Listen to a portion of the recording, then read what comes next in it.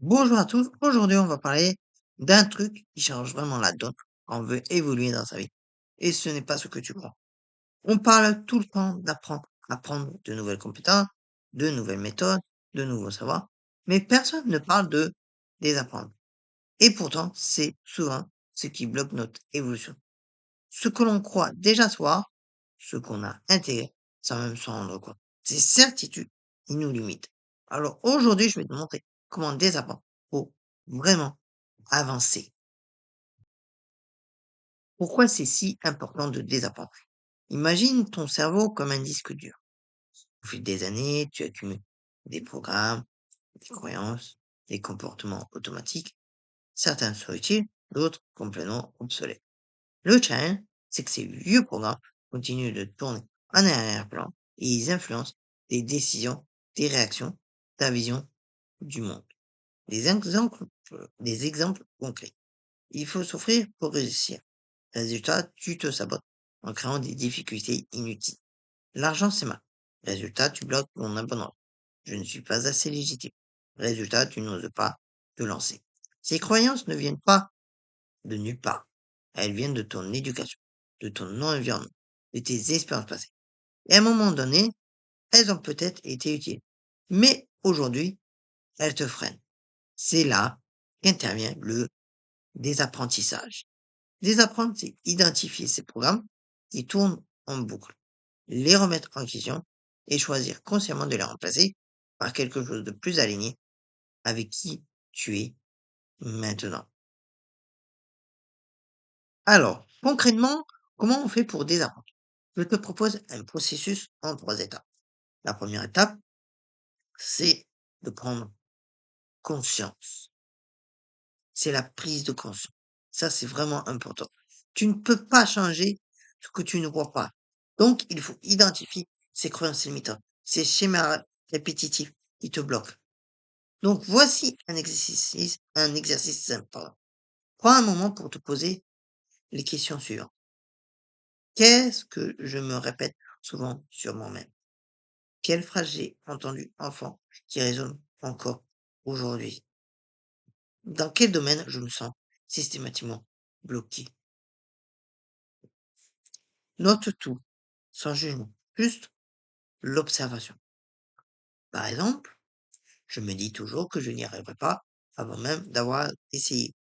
Ou encore, je crois qu'il faut travailler 60 heures par semaine pour réussir. Cette phase de conscience, c'est déjà 50% du job. Parce qu'une fois que tu vois le programme, il perd de son pouvoir automatique. La deuxième étape, et pas des moindres, c'est le questionnement. Parce que vu que maintenant tu as identifié ces croyances, il faut les questionner. Et pose-toi la question, est-ce vraiment vrai? Parce que souvent, on prend pour argent comptant des affirmations qu'on n'a jamais vraiment vérifiées. Par exemple, il faut un diplôme pour réussir. Vraiment? Combien de personnes ont réussi sans diplôme? Combien de diplômés sont malheureux dans leur job? Je ne suis pas doué pour parler en public. Vraiment? Ou c'est juste que tu n'as jamais vraiment pratiqué? Ou que tu te compares à des pros qui ont 10 ans d'expérience? La technique des 5 pourquoi, quand tu identifies une croyance, demande-toi pourquoi je crois à ça. Et à chaque réponse, redemande pourquoi 5 fois. Tu vas voir qu'au bout du compte, tu arrives souvent à une croyance héritée qui n'est même pas la tienne à la base. Et c'est là que la magie opère. Tu réalises que tu peux choisir autre chose. La troisième étape, c'est de remplacer. Et en plus, c'est la dernière étape. En plus. Parce que désapprendre, ce n'est pas juste supprimer. C'est remplacer un vieux programme par un nouveau plus aligné. Donc, comment faire? Eh bien, formule une nouvelle croyance qui te sert vraiment. Par exemple, en ancienne, tu avais ou tu as, il faut souffrir pour réussir. Eh bien, en nouvelle croyance, tu peux dire, je peux réussir avec fluidité et plaisir. Agis en cohérence avec cette nouvelle croyance. Si tu veux croire que tu es légitime, commence à agir comme quelqu'un de légitime. Partage ton expertise. facture à ta juste valeur. Ose prendre la parole. Répète jusqu'à ce que ça devienne ton nouveau programme par défaut. Le cerveau fonctionne par répétition. Plus tu vas renforcer cette nouvelle croyance par tes actions, plus elle va s'ancrer. Qu'est-ce qui se passe quand tu désapprends vraiment? Eh ben, en premier, tu gagnes en liberté. Tu te libères de ces carcans invisibles qui dictaient tes choix. Tu redeviens acteur de ta vie. En deuxième, tu évolues plus vite parce que tu ne perds plus d'énergie à reproduire des schémas qui ne te servent plus. Tu es dans l'action juste. En troisième, tu deviens plus authentique. Tu arrêtes de jouer un rôle basé sur ce qu'on t'a dit que tu devais être. Tu te reconnectes à qui tu es vraiment. Et ça, c'est puissant. Parce que quand tu es aligné avec toi-même, tout devient plus fluide. Ton business, tes relations, ton énergie.